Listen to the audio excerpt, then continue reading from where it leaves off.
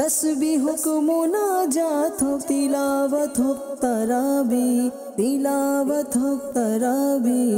मशगूल इबादत सकल मोमिन मुसलमान मशगूल इबादत सकल मोमिन मुसलमान। अल्हम्दुलिल्लाहि रब्बिल आलमीन अस्सलातु वस्सलामु अला सय्यिदिल मुरसलीन अम्मा बअदु फ़अऊज़ु बिल्लाहि मिनश शैतानिर रजीम बिस्मिल्लाहिर रहमानिर रहीम अस्सलातु वस्सलामु अलैका या रसूलल्लाह व अला आलिका व अस्हाबिका या हबीबल्लाह अस्सलातु वस्सलामु अलैका या नबी अल्लाह व अला आलिका व अस्हाबिका या नूरल्लाह। মাদানী চ্যানেলের দর্শক শ্রোতা আলহামদুলিল্লাহ আরও একবার উপস্থিত হয়েছি রমজানের সৌন্দর্য অনুষ্ঠান নিয়ে। যে যেখান থেকে আমাদের অনুষ্ঠান দেখছেন দূরে কিংবা কাছে, দেশে কিংবা প্রবাসে, সকল দর্শককে জানাই আন্তরিক মোবারকবাদ। মহান রব তাআলার অনেক বড় দয়া, অনেক বড় এহসান আমাদের প্রতি। জীবনে আরও একবার মাহে রমজান আমরা পেয়েছি। আর এই মাহে রমজান নিজেকে মুমিনের পরিচয় দেওয়ার মাস।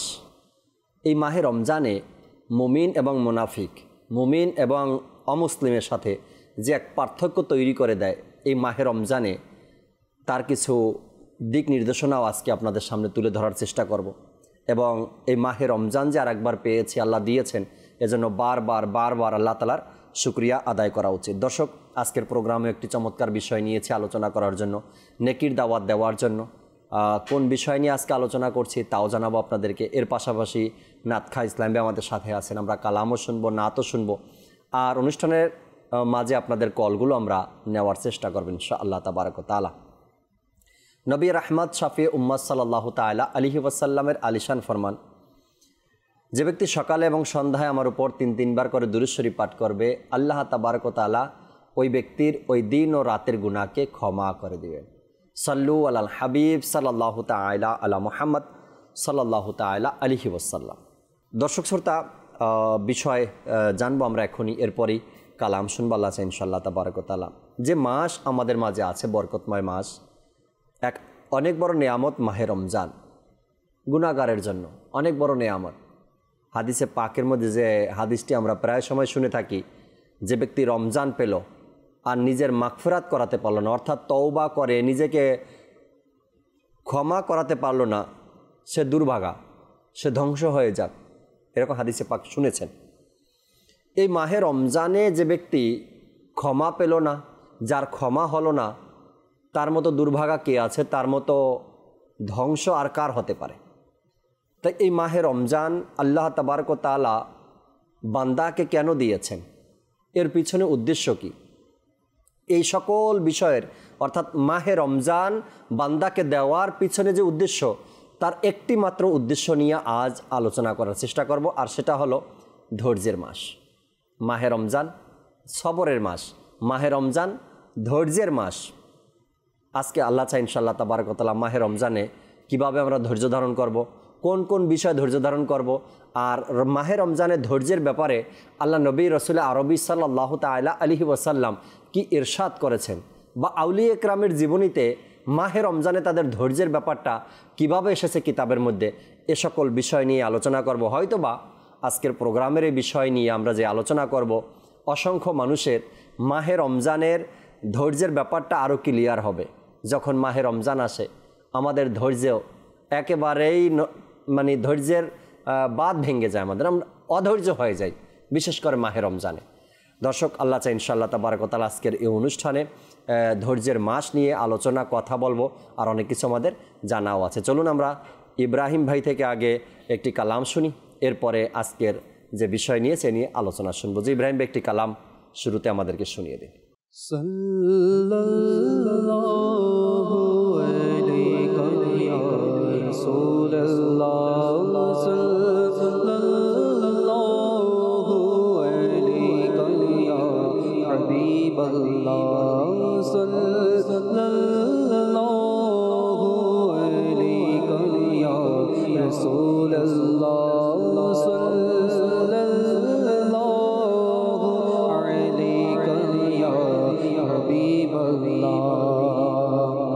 আমায় কাছে ডেকে না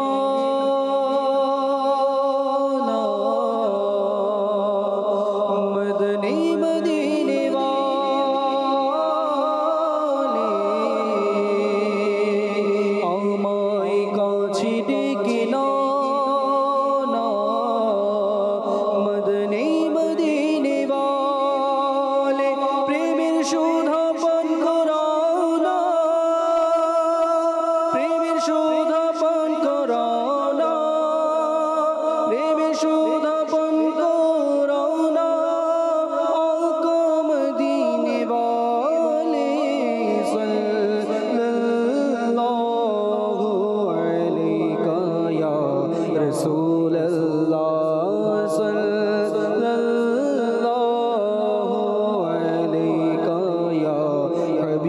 আল্লাহ মাটি মদিনার হলে উৎসর্গ তাতে আমি হতাম পথ প্রিয় মদিনার হলে তারি ধুলি কোনা আমি হতাম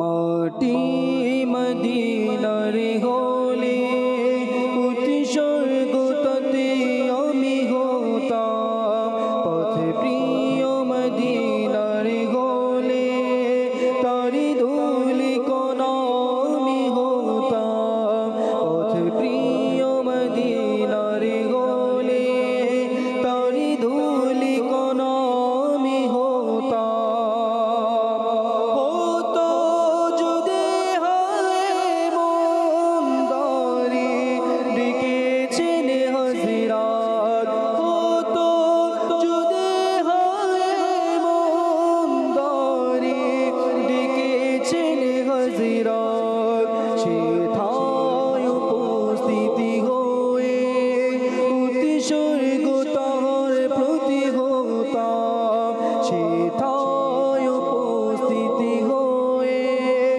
উৎসর্গ তাহার প্রতি হতাম মাটি মদিনার হলে উৎসর্গ তাতে আমি হতাম পথ প্রিয় মদিনার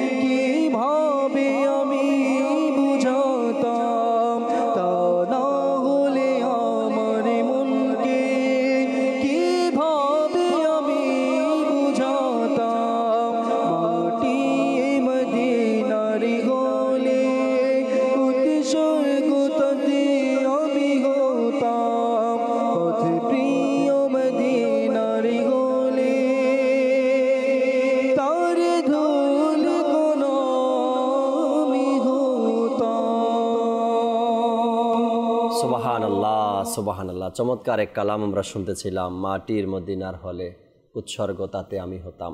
আল্লাহ পাক কবুল করুক। যদি মদিনার মাটি কখনো নিজ চোখে দেখতে পারি সেটাও বা কম কোথায়, সে মদিনার মাটি যদি নিজের চেহারায় মাখতে পারি সেটাও তো নসিবের কথা। আল্লাহ পাক একদিন এমন আমাদেরকে দেখাক, প্রত্যেক আশেক যেন মদিনার হাওয়া নিজের শরীরে লাগাতে পারে, সেই মিষ্টি মিষ্টি হাওয়া, মিঠা মিঠা হাওয়া। কি এক চমৎকার পরিবেশ দর্শক, না গেলে আপনি বুঝবেন না। ফজরের নামাজের যেই মনোরম দৃশ্য হয় না ইমরান ভাই, মদিনাতুল মনোয়ারায় ফজরের নামাজের পরের দৃশ্য। বাংলাদেশে ওই টাইমটা আপনার দেখা গেছে 8:30 9টা, আর ওখানে ফজরের পরে যখন হালকা হালকা হাওয়া বাতাস বয় এবং সবুজ গম্বুজের দূরে বসে সবুজ গম্বুজকে জিয়ারত করা এবং কালাম নাতে রসুল শোনা পাঠ করা, এক ফিল সেখানে অন্য রকমের, অন্য একটা ভিন্ন একটা ভালো লাগা, হৃদয়ের প্রশান্ত, এর চাইতে আর পাওয়ার কিছু হতে পারে না একজন আশিকের কাছে। আল্লাহ পাক আমাদেরকে কবুল করুক, জীবনে বারবার যাওয়ার সে তৌফিক আল্লাহ আমাদেরকে দিক। দর্শক, আজকের যে বিষয় নিয়েছি ধৈর্যের মাস, যেহেতু রমজান চলছে আর এই রমজানকেই ধৈর্যের মাসও বলা হয়। সিয়াম সাধনার মাস, ধৈর্যের মাস, এরপরে আত্মসংযমের মাস, এরপরে নাজাতের মাস, রহমতের মাস, মাগফিরাতের মাস, সাথে সাথে ধৈর্যেরও মাস। এটা যখনই আমরা রমজান মাস রোজা রাখি, আল্লাহ তাআলা অনেক বড় দয়া, রোজা রাখছি, কিন্তু রোজা রাখা অবস্থায় যেমনি করে আপনার কষ্ট হয় তেমনি অপর ব্যক্তিরও কষ্ট হয়। যেমনিভাবে আপনার হাতের নাগালে সব কিছু না পেলে একটু ডিস্টার্ব ফিল করেন, আপনি রাগ হয় আপনার, ঠিক সেম সকল ব্যক্তির জন্যই এটা। কেন? আপনার ক্ষুধা, অপর ব্যক্তির কি ক্ষুধা নেই? আপনার কষ্ট হয়, অপর ব্যক্তির কি কষ্ট হয় না? সেম কষ্ট তারও হয়। হ্যাঁ, আপনি ধমক দিয়ে সেরে যান, সে ধমক দিতে পারে না। আপনি রাগ দেখাতে পারেন, সে রাগ দেখাতে পারে না। তার মানে সে জিতে গেল, সে ধৈর্য ধারণ করলো, আর আপনি ধৈর্য ধারণ করতে পারলেন না। আপনি বাস যেটা আপনার মর্জি সেটাই আপনি করে দিলেন। না, এটা করা যাবে না। মাহে রমজান ধৈর্যের মাস। ইমরান ভাই আমাদের সাথে আছেন, ইমরান ভাই থেকেই শুরু করবো আজকের বিষয় নিয়ে আলোচনা। ধৈর্যের মাস, কিন্তু এখানে এসে আমরা কিন্তু ফেল করি। ধৈর্যের মাসে এসেই অধৈর্য হয় যায়। ইমরান ভাই কিছু যদি জানাতেন, শোনাতেন আমাদের। ধৈর্যের মাস আপনার কোরআন এবং হাদিসের পর্যালোচনায় ওলামা একরাম লেখেন যে ধৈর্য মুমিনের এক গুণ। আর বিশেষ করে রমাদানুল মুবারকের এই বরকতময় মাসে সবর, ধৈর্য ধারণ করার মাধ্যমেই কিন্তু একজন মানুষের মধ্যে মুমিনের গুণটা ফুটে ওঠে। সুবহানাল্লাহ। একদিকে হচ্ছে মুমিনের গুণ, মুমিন যারা তারা সবরকারী হবে। আর রমাদানুল মুবারকের বারাকাতে আল্লাহ তাবারক ওয়া তাআলার বান্দার মাঝে যখন সে রোজা রাখবে, রোজা রাখার পাশাপাশি অসংখ্য আল্লাহ পাকের নাফরমানি থেকে বাঁচার কিন্তু সৌভাগ্য হয়ে যায় রোজার বরকতে। জি। তো যখন সে রোজা রাখে, গুনাহ থেকে বেঁচে যায়, আপনার সেই সবরের নিয়ামত তার হাতে আসে, তখনই কিন্তু সে মুমিন হতে শুরু করে। সুবহানাল্লাহ। তো এটা আজকের যে আলোচ্য যে বিষয়, যদিও বিষয়টি রমাদান মুবারকের শুরুতে দরকার ছিল, যাতে আমরা ধৈর্য বিষয়টা কি সেটা বুঝতে পারতাম। জি, বুঝতে অত্যন্ত আমাদের জন্য খুবই জরুরি একটি বিষয়। সবরের যে বিষয়টি জাকির ভাই, জি, যেমন হাদিসে পাকের মধ্যে সবরের আমরা কি কি কাজে কখন আমি ধৈর্য ধারণ করব, এর যদি আমরা বলি, যেমন কখনো নেকি কাজ করতে গিয়ে ধৈর্য ধারণ করতে হয়, আবার কখনো রব তাবারক ওয়া তাআলার নাফরমানি থেকে নিজেকে বাঁচানোর ক্ষেত্রে ধৈর্য ধারণ করতে হয়। কখনো একজন ব্যক্তিকে তার অসুস্থতার মাত্রা যখন বেড়ে যায় তখনও ধৈর্য ধারণ করতে হয়। কখনো তার মাঝে যখন দারিদ্রতার প্রবণতা বেড়ে যায় তো তখনও তাকে ধৈর্য ধারণ করতে হয়।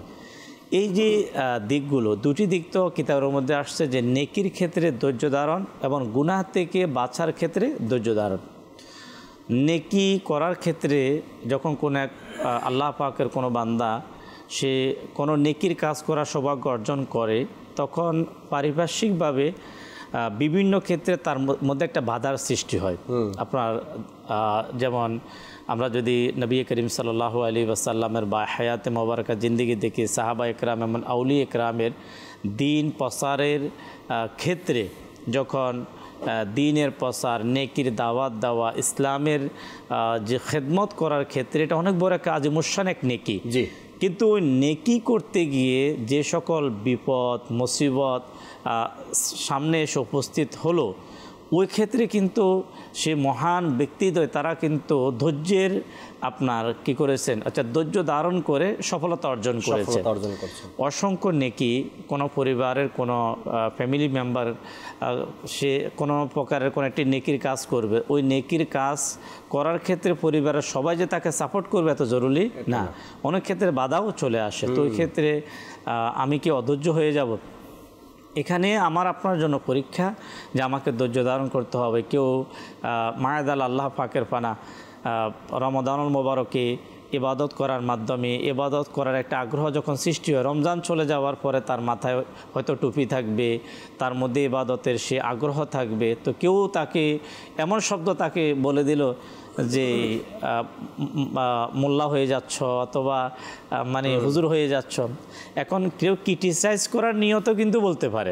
এখন এই মুহূর্তে ওই আল্লাহ পাকের বান্দা যিনি অথবা আল্লাহ পাকের বান্দি যিনি আপনার শরীফ পর্দা করার মানসিকতা তৈরি হলো রমজানের ওসিলায়, রমজানের পরে সে মাশাআল্লাহ পর্দা করা শুরু করলো, তো কেউ না কেউ তাও কোনো কিছু তাকে বলল, সে বলবে, সে বলে দিচ্ছে, কিন্তু এই সময় আমাকে এই নেকির ক্ষেত্রে যে বাধা আসলো আমাকে ধৈর্য ধারণ করতে হবে। অসংখ্য গুনাহ থেকে বাঁচার ক্ষেত্রেও ধৈর্য ধারণ করতে হবে। আপনার ধৈর্য ধারণ যদি আমরা করতে পারি, মানুষ চায় আল্লাহ আমাকে ভালোবাসুক, চাই কিনা?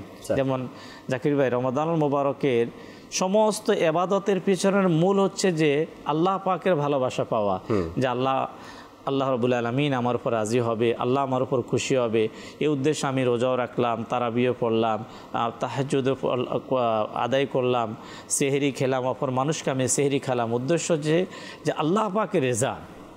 কিন্তু আল্লাহ তাবারক ওয়া তাআলার রেজা সন্তুষ্টি আপনি ইবাদত করে যতটুকু পাওয়া সম্ভব না।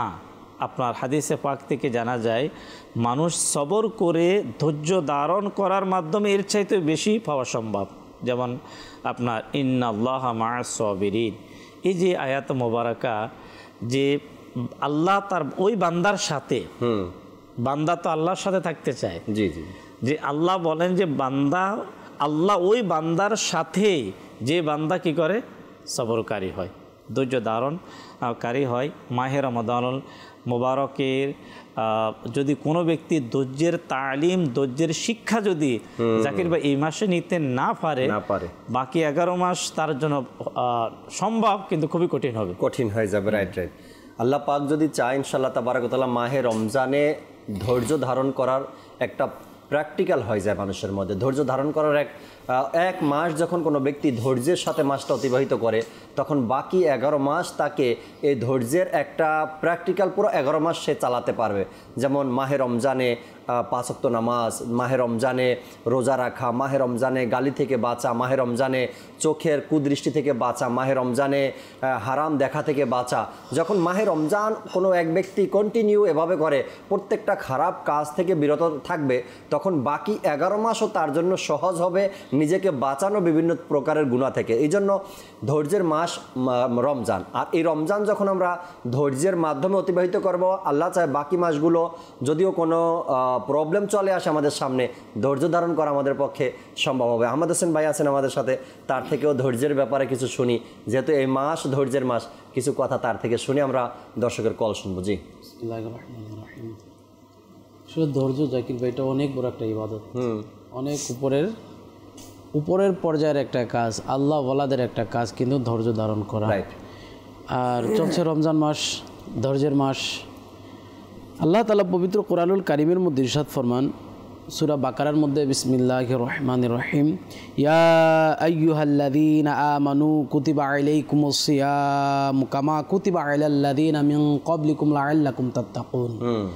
যে হে ঈমানদারগণ, তোমাদের উপর রোজাকে ফরজ করা হয়েছে যেমন তোমাদের পূর্ববর্তীদের উপর ফরজ করা হয়েছিল, যাতে তোমরা পরহেজগারি লাভ করো। আল্লাহ দেখেন বলা, এখানে এই আয়াতের ব্যাখ্যাকারক যারা রয়েছে, তো এখানে বলা হচ্ছে যে প্রথমত আল্লাহ তাআলা যে রোজা ফরজ করেছে, জি, এটার অনেক কারণ হিকমত রয়েছে অবশ্যই। এর মধ্যে বলতেছে যে আল্লাহ তাআলা যারা রোজা রাখবে এদেরকে আল্লাহ তাআলা ইমানদার হিসেবে ঘোষণা করে দিয়েছে, হে ইমানদারেরা, তোমাদের উপর কি করা হয়েছে? রোজা ফরজ করা হয়েছে। তো যারা রোজা রাখবে এদেরকে আল্লাহ তাআলা ইমানদার বলে ঘোষণা করে দিয়েছে।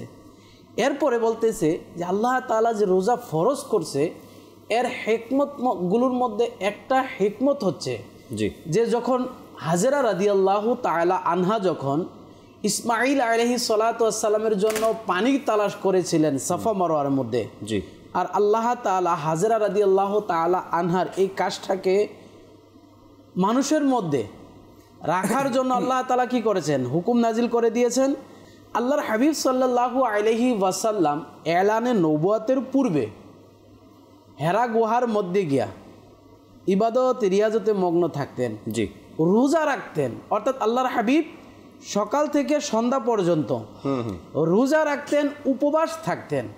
আল্লাহ তাআলার কাছে এই কাজটা এত পছন্দ হলো আল্লাহর হাবিবের এই কাজটাকে মুসলমানদের মধ্যে আল্লাহ তাআলা জারি রাখার জন্য রোজাকে ফরজ করা দিয়েছেন। তো দেখেন এই যে রমজানের মধ্যে সবর করা, ধৈর্য ধারণ করা, না খেয়ে উপবাস থাকা, ঠিক আছে, এটা এত উপরের পর্যায়ের একটা ইবাদত যে আল্লাহর হাবিব করেছেন, আল্লাহর কাছে এত ভালো লেগেছে। আল্লাহ তাআলা পরবর্তীতে মুসলমানদের উপর রোজাকে ফরজ করে দিয়ে সুবে সাদিক থেকে আবার সন্ধ্যা পর্যন্ত উপবাসের ব্যবস্থা করে দিলেন। এরপরে আলা হযরতের বাবাজান মুফতি নাকি আলী খান রহমতুল্লাহি তাআলা বলেন যে রোজা ফরজ হওয়ার আরেকটা মাধ্যম হচ্ছে যারা ধনী রয়েছে তাদেরকে শিক্ষা দেওয়ার জন্য। আল্লাহ তাআলার হিকমতগুলোর মধ্যে একটা হিকমত রোজাকে ফরজ করার। কেন? যারা গরিব, অসহায়, ফকির, মিসকিন, তারা যে না খেয়ে অনাহারে দিন কাটায়, এই জিনিসটা উপভোগ করার জন্য প্লাস সাথে সাথে ধৈর্য ধারণ করার জন্য আল্লাহ তাআলা রমজানের রোজাকে ফরজ করেছে। সুবহানাল্লাহ। এই যে হিকমত আল্লাহ তাআলার, যে কারণ যারা গরিব তারা তো না খেয়ে থাকে, তারা উপবাস থাকে, তাদের পেটের মধ্যে ক্ষুধা থাকে। এই জিনিসটা যাদের ঘরে খাবার আছে, যারা সব সময় খাবার খায়, এরা উপলব্ধি করতে পারে না। তো এর জন্য এদের গরিবদের দুঃখ, কষ্ট, সবরটাকে উপলব্ধি করার জন্য, এদের শিক্ষা থেকে শিক্ষা নেওয়ার জন্য আল্লাহ তাআলা রমজানের রোজাকে ফরজ করে দিয়েছেন। নাকি আলী খান রহমতুল্লাহি তাআলা একটা ঘটনা নকল করেন যে একজন লোক ছিল যে খুব দান সৎকার করত। তো এটা তার পরিবার পরিজনের যারা আছে ওনাদের কাছে এটা পছন্দ না, দান সৎকার করাটা ওনারা পছন্দ করতেছে না। তখন তারা করলেন কি, ওই লোকটাকে বন্দি করে দিলেন, ঘরের মধ্যে আবদ্ধ করে দিলেন। আচ্ছা। আর কিছুদিন আবদ্ধ করার পরে আবার ছেড়ে দিলেন। ভাবলেন হয়তোবা ওনার যে পূর্বের অভ্যাসটা ছিল দান সৎকার করার, ওই অভ্যাসটা হয়তোবা চলে গেছে। উনি যখন আবদ্ধ থেকে মুক্ত হলেন, আবার আরো বেশি বেশি দান সৎকার করতেছে। তখন পরিবারের লোকেরা বলল, আপনি কি এতদিন বন্দি থাকার পরও আপনার পূর্বের অভ্যাস যায় না? আপনি কি শিক্ষা গ্রহণ করেন নাই? বলে, হ্যাঁ আমি তো শিক্ষা গ্রহণ করেছি, আগে আমার শিক্ষা ছিল না, গরিবদের প্রতি দয়া হতো, আমি দান করে দিতাম, সৎকার করে দিতাম, কিন্তু এখন আবদ্ধ হওয়ার পরে, বন্দী হওয়ার পরে, ক্ষুধার্ত থেকে থেকে আমার শিক্ষা হয়ে গেছে যে গরিবরা ক্ষুধার্ত থাকলে কত কষ্টে থাকে, এই কারণে আমি এখন আরো বেশি করে দান সৎকার করতেছি। দেখছেন কত সুন্দর সবর আল্লাহ তাআলা শিক্ষা দিছে। যে রোজা ফরজ কেন করেছে আল্লাহ তাআলা? উলামায়ে কেরাম বলে যে রাসূল সাল্লাল্লাহু আলাইহি ওয়াসাল্লাম যে ক্ষুধার্ত থেকেছে, ওইটার শিক্ষাকে, ওইটাকে বহাল রাখার জন্য আল্লাহ তাআলা রমজানের রোজাকে ফরজ করেছে। এবং যারা ধনী রয়েছে, যারা বিত্তশালী রয়েছে, তাদেরকে শিক্ষা দেওয়ার জন্য, গরিবরা ক্ষুধার্ত থাকলে, ওনাদের পেটে খাবার না থাকলে যে কষ্টটা অনুভব হয়, ওনারা এই কষ্টটা অনুভব করে যেন সবর করতে পারে, সাথে সাথে আল্লাহ তাআলা থেকে যেন প্রতিদান নিতে পারে। কারণ ইমরান ভাই কিছুক্ষণ আগেই বলেছেন, আল্লাহ তাআলা কোরআনুল কারীমের মধ্যে বলেছেন যে নিশ্চয় আল্লাহ তাআলা সবরকারীদের সাথে আছে। আল্লাহ তাআলার রহমত, আল্লাহ তাআলার দয়া সবরকারীদের সাথে রয়েছে। কোরআনের মধ্যে তো সবরের বিষয়ে অনেক আয়াতে কারিমা রয়েছে। আমরা যদি কোরআনের দিকে তাকাই তাহলে কোরআনের অসংখ্য আয়াত রয়েছে যেখানে আল্লাহ তাআলা সবরের জন্য শিক্ষা দিয়েছেন। আল্লাহ তাআলা ইরশাদ ফরমান, ওয়াল্লাহু ইউহিব্বুস সাবিরিন। সুবহানাল্লাহ। আর আল্লাহ ধৈর্যশালী যারা আছে, সবরকারী যারা আছে, তাদেরকে আল্লাহ তাআলা ভালোবাসেন। সুবহানাল্লাহ। দেখেন, একটা হচ্ছে যে বান্দা বলা আমি আল্লাহকে ভালোবাসি, গোলাম বলা আমি আল্লাহকে ভালোবাসি, আরেকটা হচ্ছে মালিক বলা যে আমি আমার গোলামকে ভালোবাসি। আল্লাহ নিজে বলছেন যে সবরকারী হবে তাকে আমি ভালোবাসি। সুবহানাল্লাহ। তো এই সবরটা হতে পারে তার শারীরিক কষ্টের মধ্যে সবর, হতে পারে তার মানসিক কষ্টের মধ্যে সবর, রাইট, হতে পারে তার ক্ষুধার্তের মধ্যে সবর, হতে পারে বা কোনো আশিকে রাসূলকে কেউ যদি কষ্ট দেয়, দুঃখ দেয়, ওই কষ্ট দুঃখের মধ্যে সবর। জি জি। যেমন সাহাবায়ে কেরামের ঘটনার দিকে যদি আমরা তাকাই, আউলিয়া কেরামের ঘটনার দিকে যদি তাকাই, যেমন শাহজালাল ইয়ামিনী রাহমাতুল্লাহি আলাইহি যখন বাংলার জমিনের মধ্যে আসছে ইসলাম প্রচার করার জন্য, ইসলামকে নিয়ে, তখন উনাদের কত কষ্ট হয়েছে।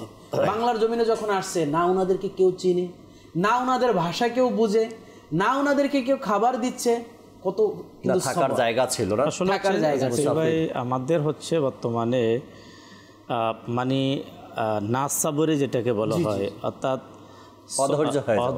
অধৈর্য হওয়ার আরও একটা কারণ হচ্ছে যেটাকে এলেমহীনতা। আপনার যখন এক একজন সাহাবা ইকরামের যেমন জিন্দিগি আপনি যখন পড়বেন, যখন তাবিদের এই সকল আউলিয়া ইকরামের যে তাদের জীবনে জাকির ভাই এমনও কিছু ঘটনা আছে যে সাধারণ মানুষের জন্য ওই ঘটনাগুলো কিন্তু পথ প্রদর্শক। জি, যেমন ইসলাম আনয়ন করার ক্ষেত্রে হযরতে বিলাল হাবশী রাদিয়াল্লাহু তাআলা আনহুর সাথে যে ঘটে যাওয়ার যে ঘটনা, জি, কিন্তু বিলাল রাদিয়াল্লাহু তাআলা আনহুর মাঝে আজও পর্যন্ত কোনো ওলামা এ কথা বলতে পারেন না তিনি অধৈর্য হয়েছেন। তিনি মানে এত ধৈর্যের ধৈর্যের অতুলনীয়, যেটাকে ধৈর্য বলা হয়, অতুলনীয় ধৈর্যর কথা বলি। এরপরে আপনার সাহাবা ইকরাম আলাইহিমুর রিদওয়ানদের কে যখন বিভিন্নভাবে, বিশেষ করে যখন ওই সকল সাহাবা ইকরাম যারা ইসলামের শুরুতে যারা ঈমান আনয়ন করেছেন, আপনি হয়তো জানেন যে শিয়াবে আবু তালিবের যে ঘটনা, আসলে আমি মুসলমান, আমার ইতিহাস কিন্তু আমার জানা নাই। রাইট। আজকে আমি কেন ছোট্ট বিষয় আমি অধৈর্য হয়ে আমি কেন মানুষকে পাবলিসিটি করি? মূল কারণ হচ্ছে আমি যদি জানতাম ইসলামের এক এক ইতিহাস, শিয়াবে আবু তালেবের ঘটনা পৃথিবীর ইতিহাসে এমন এক বিরল ঘটনা যে ধৈর্য কাহাকে বলে। জাকির ভাই, দীর্ঘদিনের আপনার এভরিথিং, সমস্ত খাবার থেকে শুরু করে সর্বসুবিধা থেকে হুজুর সাল্লাল্লাহু তাআলা আলাইহি ওয়াসাল্লামের সহকারে যে সকল সাহাবা একরামদেরকে সেখানে বন্দী অবস্থায় ছিলেন, আপনার আমাদের দাওয়াত ইসলামী প্রকাশনা প্রতিষ্ঠান মাকতাবাতুল মদিনার যে কিতাব সিরাতে মুস্তাফা, শুধু এই অধ্যায়টা যদি কেউ পড়ে, জি, সেখানে তখন মনে হবে যে আজকে আমাদের মাঝে যে বিপদগুলো আসে, অভাবের কারণে হোক, কোনো না কোনো কারণে যে বিপদগুলো আসে, ওই বিপদ তো কোনো বিপদে মনে হবে না। এই যে তালিম মুসলমান শিখবে কার থেকে? মুসলমান তো ইসলামের ইতিহাস থেকে শিখবে, মুসলমান তো সাহাবা একরামের ঘটনা থেকেই শিখবে, মুসলমান তো আউলিয়া একরাম বুজুর্গানে দ্বীনের জীবনী থেকে শিখবে। যখন আজকে আমাদের সে ইসলামী জ্ঞান থেকে যখন আমরা দূরে সরে যাচ্ছি, তখন ধৈর্যহীনতা, নাশক্রিয়া যে বিষয়গুলো, এগুলো আমাদের মধ্যে দিন দিন বেড়ে যাচ্ছে। আপনার কোনো ব্যক্তি সে অত কোনো আর্থিকভাবে সে পেরেশানির মধ্যে পড়ে গেল, এখন আর্থিকভাবে পেরেশানির মধ্যে পড়ে যাওয়া, তো এটাকে সবাই জানতে হবে, মানে সবার কাছে সেটাকে পৌঁছানো। আচ্ছা, কোনো প্রকারে কেউ আমাকে মামলার মধ্যে ফাঁসিয়ে দিল, অবশ্যই এটা বিপদ।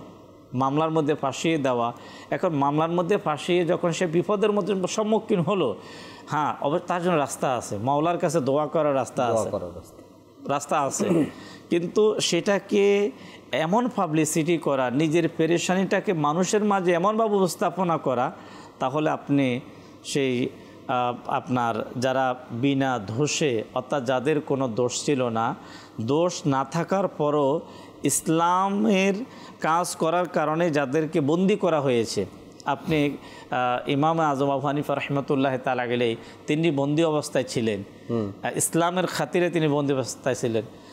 কোনো ইতিহাসের কেউ কি বলতে পারবে যে ইমাম আজম রাদিয়াল্লাহু তাআলা তিনি অভিযোগ করেছেন, তিনি অধৈর্য হয়েছেন? না, রবের শুকরিয়া আদায় করেছেন।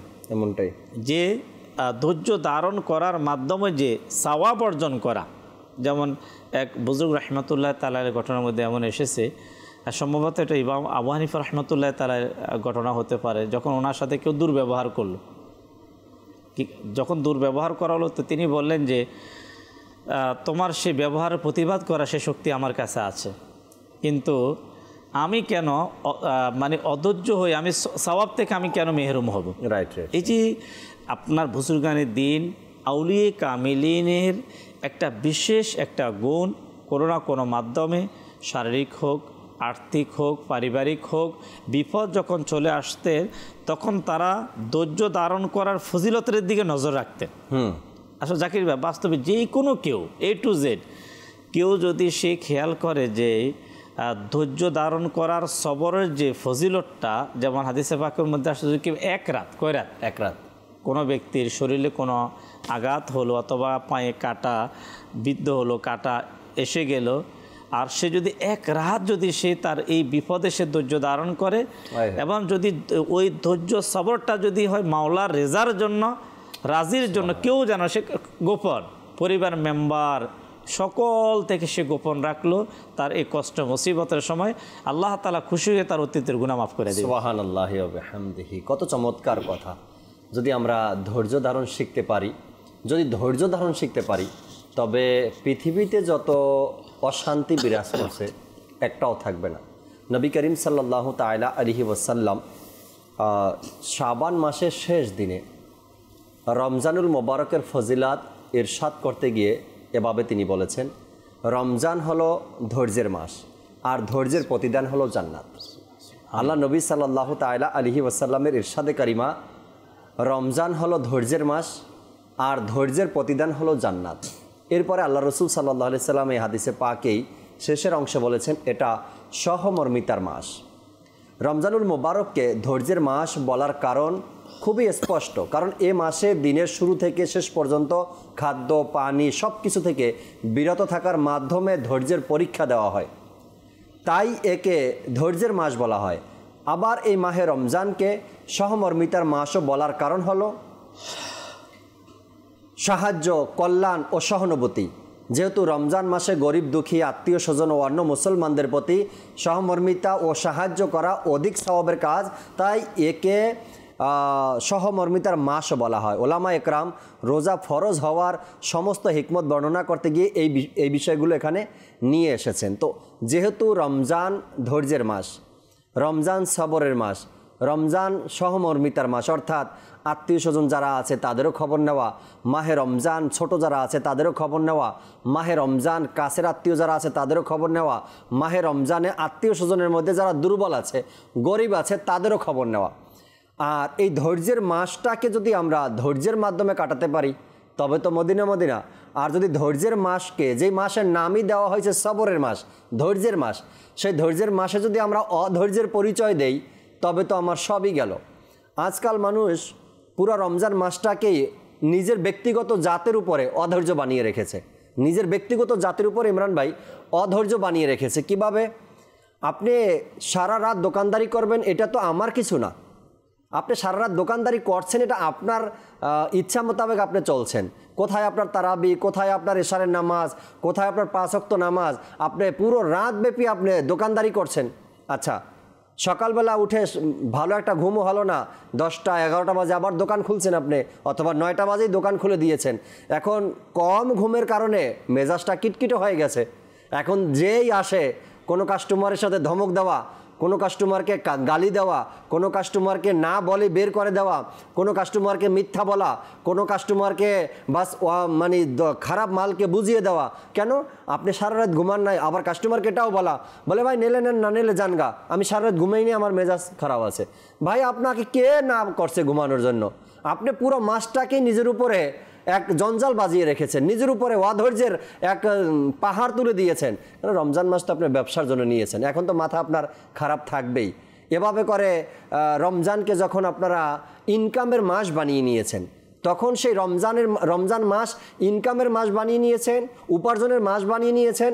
এখন আপনার প্রত্যেকটা জায়গায় অধৈর্যের পরিচয় পাওয়া যায়। আজকে দেখেন ইমরান ভাই, ড্রাইভাররা বলে ভাই সারা দিন রোদের মধ্যে গাড়ি চালাতে হয়, মাথা ঠিক থাকে না, কেন আপনি সারাদিন রোদের মধ্যে গাড়ি চালাচ্ছেন, মাথা ঠিক নেই কেন আপনার? আমি যেটা বলার ইচ্ছা ছিল আপনি পয়েন্টটা নিয়ে আসলেন। ব্যবসায়ীদের মধ্যে পরস্পরের মধ্যে যেটা আপনার একে অপরের সাথে যেটা রাগান্বিত ভাব সবচাইতে বেশি রমজান মাসে।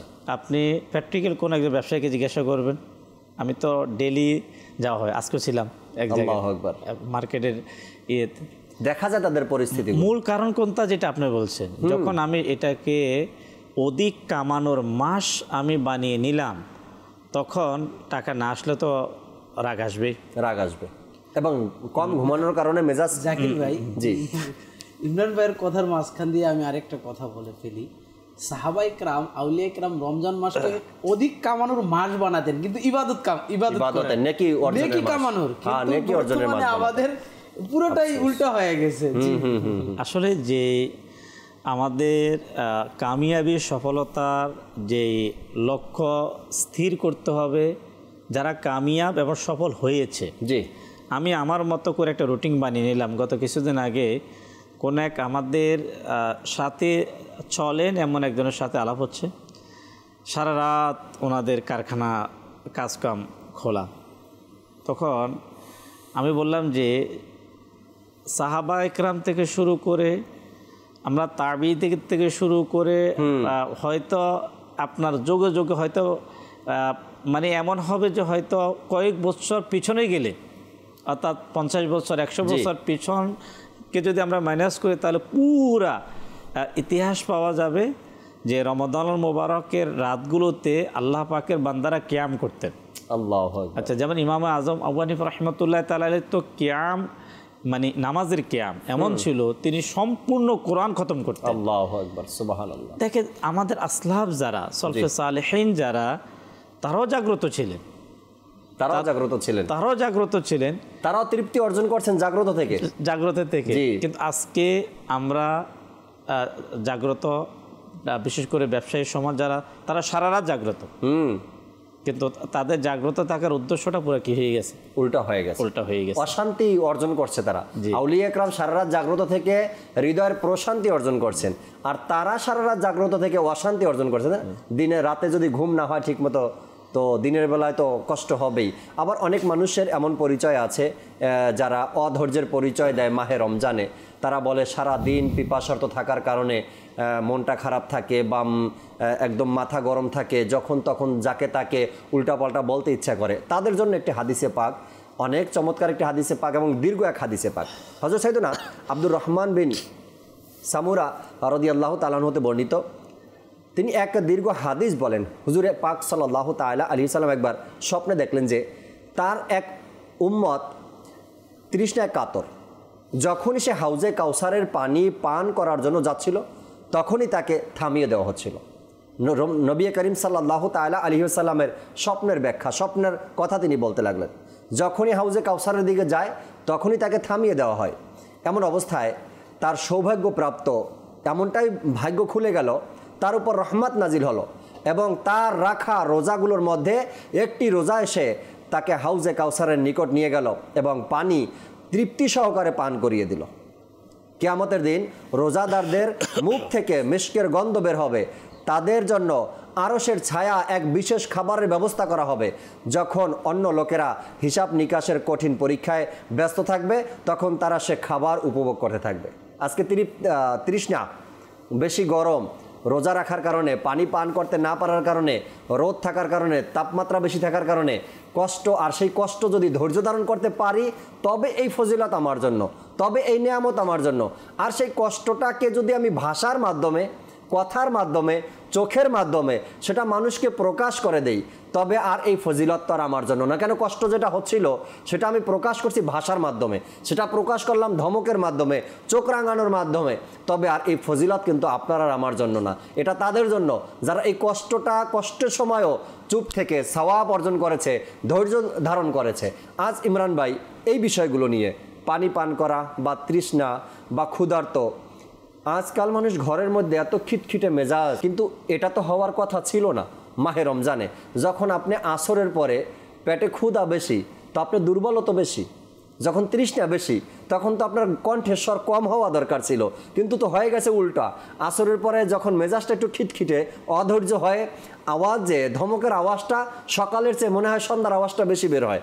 আচ্ছা, তৃষ্ণার কারণে যেখানে আওয়াজটা ডাউন হওয়ার কথা, সেখানে ইফতারের আগ মুহূর্তে যদি কেউ ভুল করে তার সামনে, তো সকালের চেয়ে সন্ধ্যার আওয়াজটা তার ডাবল হয়ে যায়। তার মানে আপনার গায়ে তো শক্তি আছে, কেন করছেন এই কাজ? আপনি তো ধৈর্য ধারণ করতে পারতেন। আজকে খাদিম বলি, কাজের লোক বলি, কর্মচারী বলি, যাকেই বলি না কেন, মাহে রমজান ডিউটি করতেছে, কাজ করতেছে, যতটুকু সহানুভূতি করা দরকার চেষ্টা করি, তাই না? সেখানে যদি আরো টাইট করে দেই, এটা কখন হবে? যখন আমাদের আপনার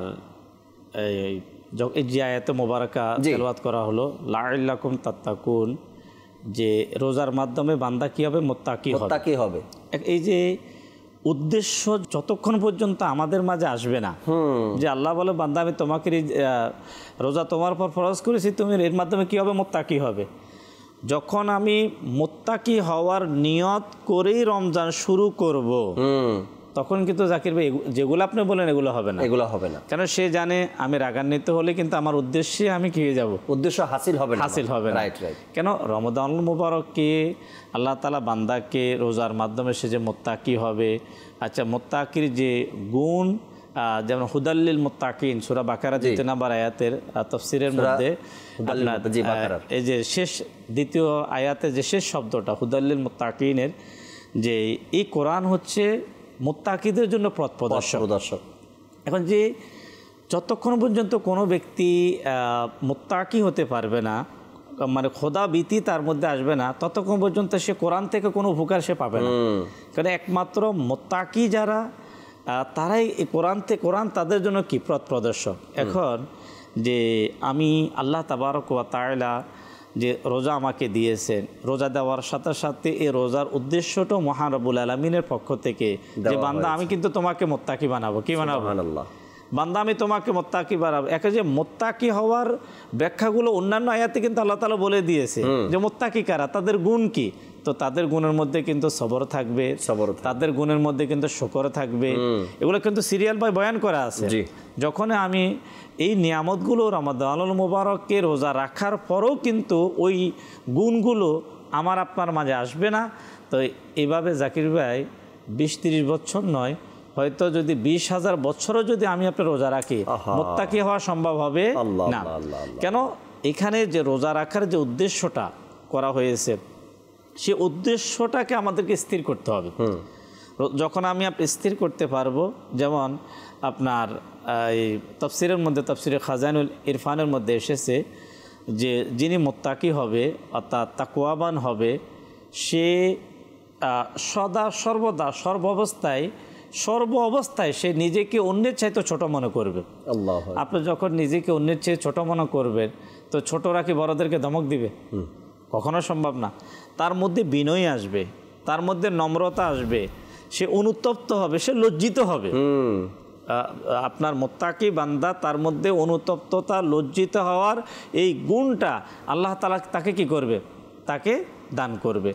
আসলে হচ্ছে কি, বাস্তবিক আমরা যদি ইমাম আজম আবু হানিফা রাহমাতুল্লাহ তাআলা আলাইহির কথা বলি, অসংখ্য আউলিয়া ইকরামের ঘটনা যখন আমরা পড়ি, যে রমাদানুল মুবারককে এত খতম, কোরআনে পাকের তেলাওয়াত, তারপর এত হাজার রাকাত, আমরা তো 20 রাকাত পড়তে পড়তে জাকির অবস্থা আমাদের খারাপ।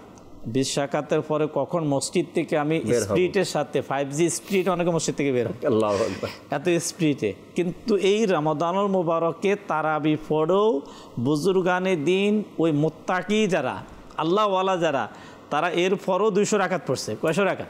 তার কারণ তারা ফজিলত তো জানে যে মাহে রমজানে নফলের সওয়াব ফরজের সমান, তো কেন আমি এই সওয়াব অর্জন করব না? মাহে রমজানে 2 রাকাত নামাজ পড়বো, নফল নামাজ। আল্লাহ তাবারক ওয়া তাআলা অন্য মাসে ফরজের সওয়াব এই নফল নামাজে আল্লাহ রমজান মাসে দান করবে। আমরা আরও কিছু কথা শুনবো, একটু পরেই শুনবো। আগে দর্শকের কয়েকটা কল নেই ইনশাআল্লাহ তাবারক ওয়া তাআলা, এরপরে আবারও ফিরবো আলোচনায়। আল্লাহ চাই যে কল শুনিয়ে দিন।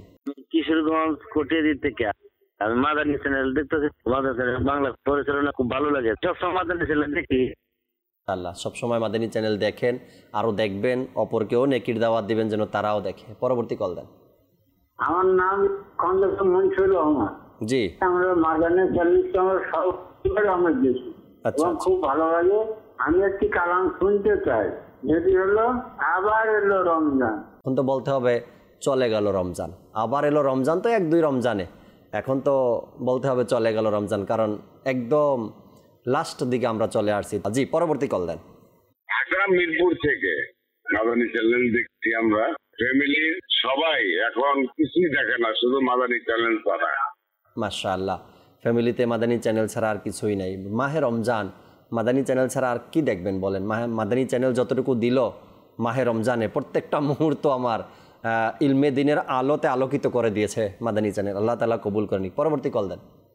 আমি কুমিল্লা থেকে বলছিলাম, আমার নাম মোহাম্মদ রমজান আলী।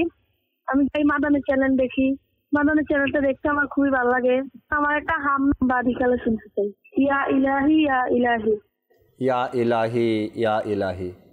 হয়তো ইব্রাহিম ভাই বুঝে গেছেন কোন হামদে বাড়ি তালা আপনি শুনতে চেয়েছেন, যদি সম্ভব হয় শোনাবো ইনশাআল্লাহ তাআলা। পরবর্তী কল দেন। আমি মোহাম্মদ রেজাউল করিম দিনাজপুর থেকে বলছিলাম। রমজানের অনুষ্ঠানটি দেখতেছি, এত সুন্দর অনুষ্ঠান, মন ছুঁয়ে যায়, হৃদয়ে ছুঁয়ে যায়। আমার বড় ইচ্ছে হয় যে আপনাদের সাথে সঙ্গ দিই, আপনাদের সাথে থাকি, আপনাদের কাছে দোয়া চাই। মাশাআল্লাহ, আল্লাহ হ্যাঁ চলে আসুক, তাই না? আল্লাহ তাআলা কবুল করেন। 10 দিনের ইতিকাফের যদি ব্যবস্থা হয়ে যায় তো চলে আসেন, যদি শারীরিকভাবে সুস্থ থাকেন বা একা চলাফেরা করতে পারেন, তবে মাহে রমজানের শেষ দিন 10 দিনের ইতিকাফ করেন না, সুন্নাতে মোবারাকা। আল্লাহ চায় অনেক কিছু শিখতে পারবেন, অনেক কিছু দেখতে পারবেন, অনেক কিছু বুঝতে পারবেন। আল্লাহ তৌফিক দান করুক। পরবর্তী কল দেন। আমি রাজশাহী থেকে বলছি, আমার নাম জিহাদ। আমি একটু কথা শুনতে পাই। কোন গজল শুনতে চেয়েছেন আপনি? প্রতি মুহূর্তেই তো আমাদের চ্যানেলে গজল শোনাতেই থাকি আমরা। যদি এমন কোনো গজল থাকে না থাকে আপনার পছন্দের, তবে আমরা শোনাতাম, কিন্তু ইব্রাহিম ভাই যা শোনায় ওখান থেকে আপনি শুনে নিয়েন, আর আপনার আশাও পূরণ হবে। একটু পরে আসবো ইব্রাহিম ভাইয়ের কাছে অনুরোধের কালামগুলো শুনতে। 6টি রোজা রাখার উপকারিতার ব্যাপারে বলেই এরপরে আহমদ হোসেন ভাইয়ের কাছে আসবো ইনশাআল্লাহ তাআলা। রোজা রাখার যে কিছু উপকারিতা আছে এ নিয়ে কিছু কথা। 6টি উপকারিতার কথা বলা হয়েছে কিতাবের মধ্যে। রোজা পাকস্থলীর ভিন্ন সমস্যা ও অসুস্থতা নিরাময় করে এবং হজম প্রক্রিয়া উন্নত করে, অর্থাৎ বদহজমি দূর করে এবং পাকস্থলী সুস্থ রাখে। এটি রক্তে শর্করা মাত্রা এবং রক্তচাপের নিয়ন্ত্রণ, এবং এর ফলে হার্ট অ্যাটাকের ঝুঁকিও কমে যায়। রোজা রাখার ফলে রক্তের যে পরিমাণ কিছুটা লেভেলে চলে আসে এবং হৃদযন্ত্রের যে অত্যন্ত উপকারী এই রোজা রাখা। এটি মানসিক চাপ, দুশ্চিন্তা, হতাশা দূর করে, পাশাপাশি মানসিক সুস্থতা বৃদ্ধি করে। রোজা ওজন কমায় এবং শরীরের অতিরিক্ত চর্বি দূর করতে সহায়তা করে। রোজা নিঃসন্তান মহিলাদের সন্তান প্রাপ্তির সম্ভাবনাও বাড়িয়ে দেয়। এই যে উপকারীর কথা, এটা তো শুনলাম দুনিয়াবি, আখেরাতের উপকারীর কথা তো শুনতেই ছিলাম, দুনিয়াবিও উপকারিতা রয়েছে এই রোজার মধ্যে। রোজার আগে যারা গ্যাস্ট্রিকের ট্যাবলেট ছাড়া একদিনও চলে না, তাদেরকে আল্লাহ কত সুস্থ রেখেছে দেখেন না, মাহে রমজানকে কেন্দ্র করে, মাহে রমজানের বরকতে। একজনকে এবছর আমি দেখলাম, আহমদ হোসেন ভাই, এই রমজানে তার সাথে আমার দেখা হলো।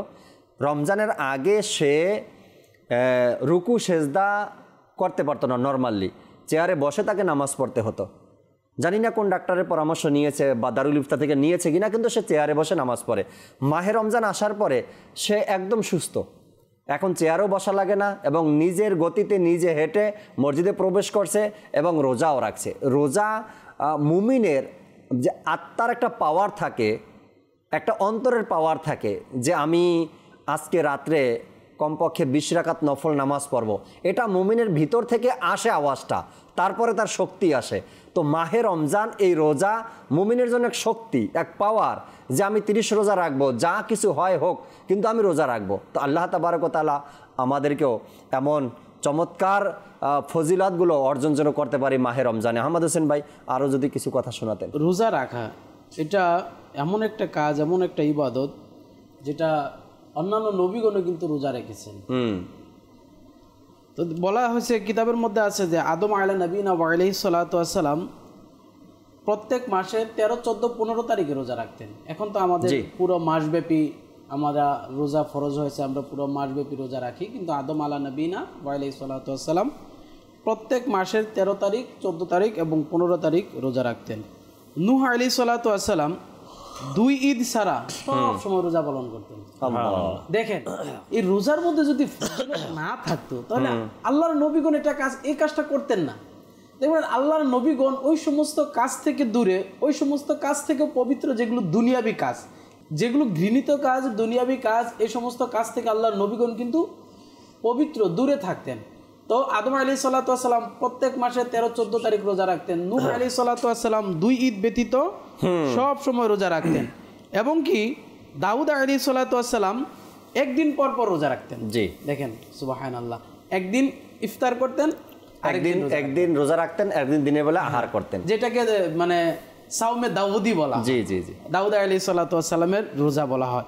হযরত সুলাইমান আলা নবিনা ওয়া আলাইহিস সালাতু ওয়াস সালাম প্রত্যেক মাসের শুরুতে 3 দিন, মাসের মধ্যখানে 3 দিন এবং মাসের শেষে 3 দিন, মোট 9 দিন রোজা রাখতেন। জি, আমাদের নবী সাল্লাল্লাহু আলাইহি ওয়াসাল্লামের রোজার কথা তো বললাম যে হেরা গুহার মধ্যে গিয়ে রাসূল সাল্লাল্লাহু আলাইহি ওয়াসাল্লাম রোজা রেখেছেন, আর আল্লাহ তাআলার কাছে ওইটা এমন ভাবে পছন্দ হয়েছে, উম্মতে মুহাম্মাদের উপর ফরজ করে আল্লাহ তাআলা ফরজ করে দিয়েছে। সুবহানাল্লাহ। তো রোজা রাখাটা অনেক সময় হয় কি যে আমি অসুস্থ, রোজা রাখলে অসুস্থ হয়ে যাব, বা একটু অসুস্থ হলে আমরা রোজা রাখা ছেড়ে দিই।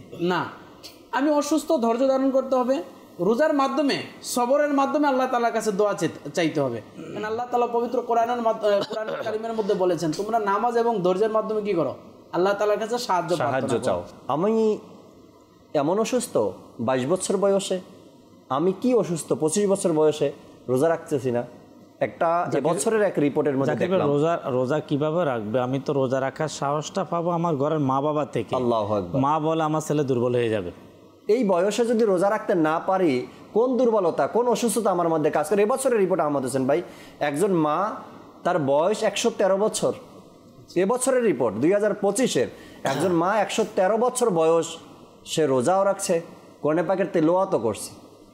113 বছর, সেখানে আমরা 25 বছরের যুবক, 22 বছরের যুবক, আমাদের রোজা রাখতে কষ্ট হয়। এই যে জাকির ভাই, যে মা এবং যে বাবা তার 22 বছর 25 বছরের ছেলেটাকে রোজা রাখতে দেয় না, শরীরটা নষ্ট হয়ে যাবে, এই বাপ মাই কিন্তু ছেলেকে প্রবাসে পাঠিয়ে দিচ্ছে, যেখানে কেউ নাই, টাকা ইনকামের জন্য।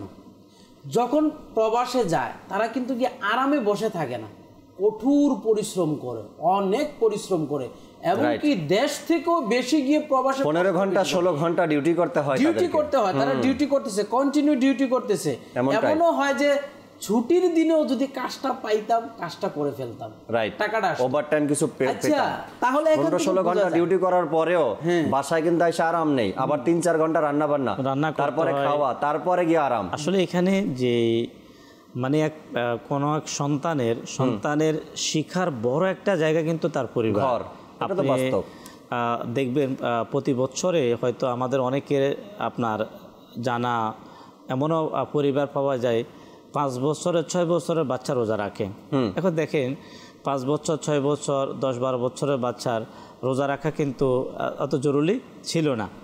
এখন মেয়ে যদি হয় 12 বছর তার তো রোজা, ছেলেদের ক্ষেত্রে, মেয়েদের তো যদি শুধু শরীরভাবে যদি কি হুকুম চলে আসে ফরজ, তা অবশ্যই রাখতে হবে, কিন্তু ছোটদের ক্ষেত্রে 5, 6, 7, 8 বছর, এখন এই সকল বাচ্চা রোজা রাখার ক্ষেত্রে কিন্তু তার পরিবারের একটা উৎসাহ অবদান। কিন্তু এখন যে জিনিসটা আমরা পূর্বে দেখতাম যে আমাদেরকে ছোটোবেলায় কিন্তু পরিবারের মধ্যে মা বাবা দাদা দাদি তাদের একটা ইচ্ছা হতো যে একে রোজা রাখার অভ্যাস এখন থেকে তৈরি করা হোক, উৎসাহ দেওয়া হতো। কিন্তু দেখেন যে আজকে ওই ফ্যামিলি যারা হয়তো বেশি ফ্যামিলি, কিছু ফ্যামিলি এমন দেখা যাচ্ছে পরিবার যে তাদের চিন্তা চেতনা যে সে দুর্বল হয়ে যাবে, তার ফিটনেস নষ্ট হয়ে যাবে, সে অত শারীরিকভাবে সে অক্ষম হয়ে যাবে।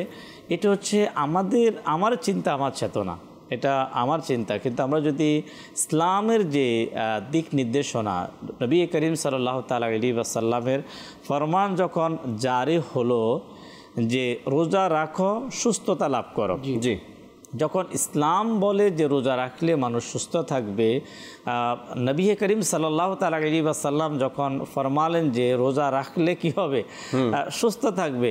এখন কোনো মা যদি কল্পনা করে যে আমার সন্তান অসুস্থ হয়ে যাবে, দুর্বল হয়ে যাবে, তাহলে তার কনসেপ্টটা সম্পূর্ণভাবে ভুল। সম্পূর্ণভাবে ভুল। তো এই ক্ষেত্রে যে আমাদেরকে আপনার খেয়াল রাখতে হবে যে সন্তানকে যখন সন্তান রোজা রাখবে তার একটু কষ্ট হবে, এই যে কষ্ট ওই সময় তাকে ধৈর্যের তালিম দেওয়ার একটা কী হবে, জি একটা সুযোগ হবে যে আমি তাকে বোঝাবো। যখন ওই সন্তান ছোট থেকে যখন সে ধৈর্যের শিক্ষা প্রশিক্ষণ যখন সে পাবে, জাকির ভাই একদিন মা বাবা থাকবে না, ওই সন্তান বড় হবে, সে কখনো কর্মক্ষেত্রে বিপদে পড়বে, সে আর্থিকভাবে বিপদে পড়বে, তখন কিন্তু সে ছোট সময়ে যে শিক্ষাটা সে পাবে সেটা কিন্তু তার বড় হওয়ার পর কিন্তু সেটা কাজে আসবে। তো মা বাবা যদি চায় এক সন্তানকে তার ছোট্ট বয়সে তাকে অনেক কিছু দেওয়া সম্ভব, রাইট রাইট রাইট সম্ভব, এটা মা বাবাকে কি করতে হবে, তাকে দায়িত্বটা রমাদানুল মোবারকে আমরা যদি আমাদের সন্তানদের মধ্যে পরিবারের মধ্যে, আচ্ছা এমনও যে বালেক হওয়ার পর সে রোজা রাখছে না, আচ্ছা কেউ বলে যে কেন এটা আপনি কিভাবে জানেন? আচ্ছা এটা এভাবে আমরা জানি, অসংখ্য দোকান যারা পর্দা লাগিয়ে খাবার খাওয়াচ্ছে, তো কারা খাবার খাচ্ছে? এরা কারা? এই তো হয়তো এখন তো ইমরান ভাই এমন ভাইরাস আল্লাহ হিফাজত দান করুক, কবে যেটার পরিবর্তন হবে, মাহে রমজানে ওপেন রাস্তার মধ্যে হাতে বিড়ি। এখন আপনি ভালো ধারণা কেমনে করবেন মাহে রমজান দিনের বেলায়, যেখানে অমুসলিমরা এই মাহে রমজানে ওপেনে খাওয়াকে ভালো মনে করে না, খারাপ কাজ মনে করে, যে মুসলমানরা রোজা রেখেছে, সেখানে আমার সমাজের যুবকরা হাতে বিড়ি, মানে মাহে রমজানের দিনের বেলায়, তো সেখানে কি আর গুমান আমাদের আসবে, কি কথাই বা আমরা বলবো? তো প্রত্যেকে না, আবার অনেক এমন আছে যুবক ভাইরা যারা মাশাআল্লাহ পুরা 30 রোজাই রাখে। আমি তো বলবো মাদানী চ্যানেলের যে স্টাফরা আছে, মাদানী চ্যানেলের যে কর্মচারীরা আছে, তাদের বয়স কত? বেশিরভাগই যুবক, ইমরান ভাইয়ের চোখের সামনেই না সবাই, বেশিরভাগই যুবক। হয়তো কারো বয়স 22 বছর, কারো 25, কারো 28, কারো 30। আলহামদুলিল্লাহ রাব্বিল আলামিন, এমন পরিবেশ তারা পেয়েছে, প্রত্যেক ভাই রোজা রাখে, মোবারকবাদ তাদেরকে। তারাও তো যুবক, তারাও তো রোজা রাখছে, কিন্তু আপনি আমি দিনের বেলায় মাঠে ঘাটে রাস্তায় ওপেনে এভাবে করে হাতে ধূমপান, তো মানুষ আর কি বুঝবে? তরবিয়াত তো এটাই। আরেকটা বিষয় খেয়াল রাখতে হবে, যদি সে অসুস্থ না হয়, তাকে যে রান্না করে যে খাবার খাওয়াচ্ছে, তাকে শরীয়তের কিন্তু এখানে একটা গ্রিপ্ট আছে। জি জি জি, জবাবদিহিতা তাকে জবাব দিতে হবে যদি সে অসুস্থ না হয়। অসুস্থ হলে এটা অবশ্যই এটার বিধান আলাদা। কতটুকু অসুস্থ হলে সে রোজা রাখতে পারবে না, এটাও দারুল ইফতা থেকে জানতে হবে। আচ্ছা কয় দিনের মধ্যে কতটুকু সময় পর্যন্ত সে রোজা রাখবে না, এটাও তাকে জানতে হবে। কিন্তু ছেলে মানুষের কথা বলছি, মেয়েদের কথা বলছি না, আমি ছেলেদের কথা বলছি। আপনি কোন ধরনের অসুস্থ যে আপনাকে ডাক্তার বলছে বা দারুল ইফতা থেকে বলছে রোজা, দারুল ইফতা থেকে বললে তো আমরাও সেখানে ওকে, তাই না? দারুল ইফতা থেকে বলছে এই অসুস্থতার কারণে রোজা রাখতে পারবেন না, কিন্তু যদি নিজে নিজে বলে এটা যে আমার 5 বছর আগে গ্যাস্ট্রিক ছিল, তো এটা কি মানা যাবে? এসব তালবাহানা চলবে না। যে বাবা মাই বলি আমরা, আমার সন্তান যদি রোজা রাখে তো সুস্বাস্থ্য নষ্ট হয়ে যাবে, আপনার সন্তানের এই বডিটাই মারা যাওয়ার পরে পোকায় খাবে। জাকির ভাই, তখন কি করবেন আপনি? আপনি যে কথাটা বললেন ওই কথার সাথে মানে যে বাবা মা তার সন্তানকে রোজা রাখতে দেয় না, এরা ফ্যামিলিগতভাবেও কিন্তু অশান্তির মধ্যে থাকে। কিভাবে দেখবেন বলা, যে ছেলেটা রোজা রাখে তার কিন্তু ক্ষুধা সহ্য করার একটা ক্ষমতা চলে আসে। আজকে ফ্যামিলির মধ্যে দেখা গেল খাবার শর্ট, অথবা খাবার দেরিতে রান্না হয়েছে, অথবা খাবার এরকম কোনো ভালো ছিল না যার কারণে সে পেট ভরে খেতে পারে নাই, তো যারা রোজা রাখে তারা কিন্তু সবর করে নেয়, যা ঠিক আছে আমার তো অভ্যাস আছে, একটু পরে খেয়ে নেব, ঠিক আছে আজকে নেই, রোজা তো রেখি, সারাদিন উপাস থাকি, আজকে না 1 ঘন্টা উপাস থাকি, হয়তোবা 1-2 থাকি, উপবাস থাকি। আর যারা ওই রোজা রাখার অভ্যাস নাই, ছেলে অসুস্থ হয়ে যাবে, তারা দেখবেন বলা ঘরের মধ্যে ভাঙচুর শুরু করে দেয়। এই দিকটা যদি নিয়ে আসি আমাদের অনেক উপকার। কিভাবে? আপনার ঘরে সবাই রোজা রাখার অভ্যাস আছে না, দুপুরের খাবার যদি 2টার জায়গায় 3টাও হয় কিছু বলবে না, তার কারণ আমার সবার রোজা রাখার অভ্যাস আছে। সাইয়েদে আলা হযরত রাহমাতুল্লাহি তাআলার সামনে একজন 7-8 বছরের বাচ্চা রোজা রাখা অবস্থায় আসছে, তো আলা হযরতকে ওই বাচ্চার বাবা বলতে লাগলো, হুজুর আমার ছেলে রোজা রাখে, দোয়া করবেন তার জন্য। এত প্রশংসা সে বাচ্চার জন্য করলো। আলা হযরত, আপনি তো বীর, আপনি তো একজন বীর, এই বয়সে এত ঘন্টা না খেয়ে রোজা রাখছেন আপনি, আপনি তো একজন বীর, আল্লাহ আপনাকে কবুল করুক, আপনার মধ্যে অনেক সাহস আছে, আপনি পারবেন। এভাবে করে আল্লাহ হযরত রাহমাতুল্লাহি তাআলা আলাইহি রোজাদারকে উৎসাহ দিচ্ছেন, তাই না? কেন? এই জন্য যে ভবিষ্যতে সে যেন রোজা রাখতে পারে। আসলেই বীর ভাই, আসলে যেই লোকটা 2টা বাজে খাবার দেওয়ার কথা ঘরের মানুষের, সে 2টার খাবারটা যদি 2:30 বেজে যায় বা 3টা বেজে যায়, কি ফায়ারিংটা না ঘরের মধ্যে করে, কি তোলপাড় শুরু করে দেয়। ওই লোকটা যখন মাহে রমজানে 15 ঘন্টা রোজা রাখে, 14 ঘন্টা রোজা রাখে, তো তাকে আল্লাহ হযরত বীর বলেছেন, খারাপ তো আর বলেন নাই। 15 ঘন্টা সে রোজা রাখে, তারপরে টুটা শব্দ করছে না। আসলে কিন্তু বীর জি, যে সমস্ত নৌজওয়ানগণ 25-30 বছর বয়স রোজা রাখে না, তাদের কাছে তো কিন্তু এই বাচ্চাটা, আমার আল্লাহ কত খুশি। আহমদ হোসেন ভাই, হাদিসে পাকের মধ্যে এসেছে, যখন কোনো যুবক বয়সে রোজা রাখে আল্লাহ তাআলার জন্য, আল্লাহ তাবারক ওয়া তাআলা ওই বান্দার জন্য কত খুশি হয়, সেটা তো আল্লাহ তাআলা প্রতিদান দিবেন। এই মাহে রমজানের যে রোজা আমরা রাখছি, এর প্রতিদানও কিন্তু আল্লাহ তাবারক ওয়া তাআলা দিবেন। আমরা অনুরোধের কল ছিল কিছু কালামের কিছু পংক্তি আমরা শুনি। জি ইব্রাহিম ভাই, অনুরোধের কালামের কিছু পংক্তি আমাদেরকে শুনিয়ে দিন।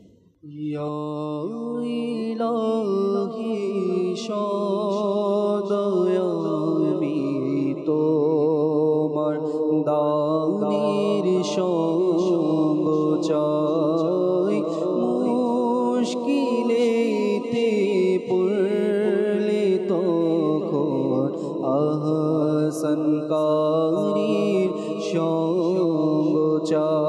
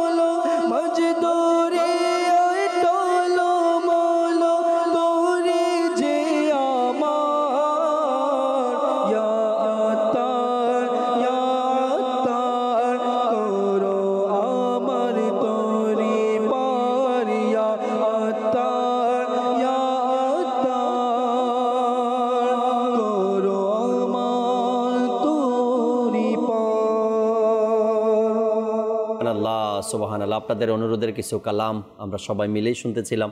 শেষের দিকে যাব, উভয় মোবালিক থেকে একটু একটু করে শুনি শেষ মুহূর্তে কিছু কথা। ইমরান ভাই, জি। যদি কোনো ব্যক্তি অসুস্থ হয়, হাদিসে পাকের মধ্যে এসেছে, যদি সে ওই অসুস্থ অবস্থায় পরিপূর্ণতার সাথে সবর ধৈর্য ধারণ করে, আর ওই অসুস্থতা অবস্থা যদি তার ওই অসুস্থতায় মৃত্যু হয় এবং সে যদি সবরকারী হয়, তাহলে আল্লাহ তাআলা তাকে ক্ষমা করে দেবে। আর ওই অসুস্থতায় যদি সে মৃত্যু না হয়, সুস্থ হয়, তাহলে আল্লাহ তাবারক ওয়া তাআলা তাকে পূর্বের চাইতে উত্তম সুস্বাস্থ্য আল্লাহ তাকে দান করবেন যদি সবরকারী হয়।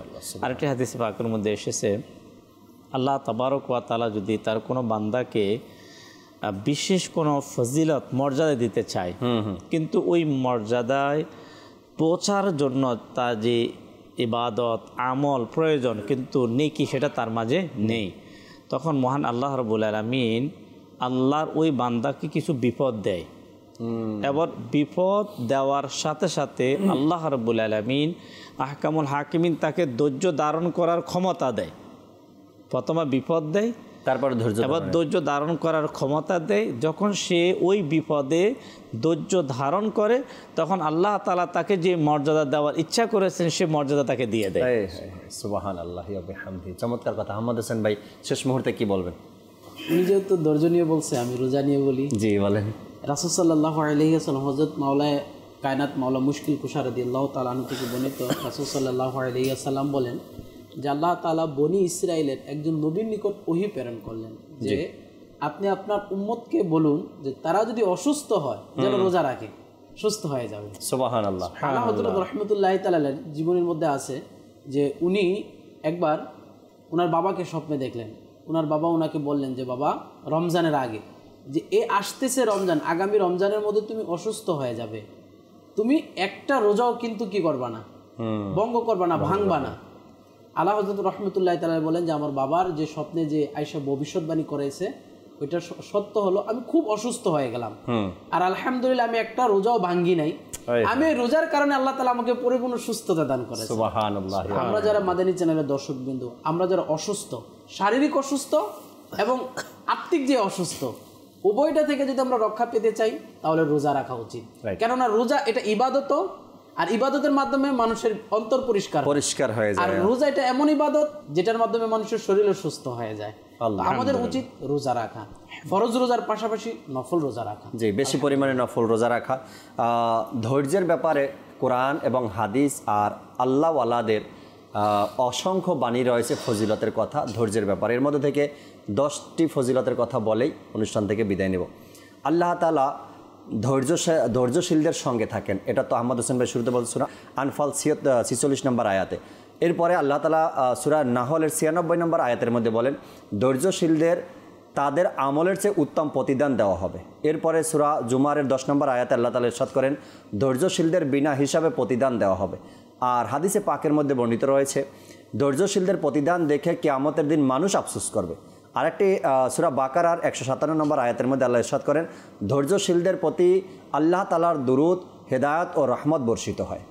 আর সূরা আল ইমরানে 146 নম্বর আয়াতে পাকের মধ্যে আল্লাহ ইরশাদ করেন ধৈর্যশীলরা আল্লাহ তাআলার প্রিয় বান্দা। আরেকটা হাদিসে পাকের মধ্যে এসেছে ধৈর্য ঈমানের অর্ধেক। আরেকটি কিতাবের মধ্যে এসেছে ধৈর্য জান্নাতের এক বিশেষ ধনভাণ্ডার। আরেকটি তিরমিজি শরীফের মধ্যে এসেছে ধৈর্যশীলদের গুনাহ ক্ষমা করে দেওয়া হয়।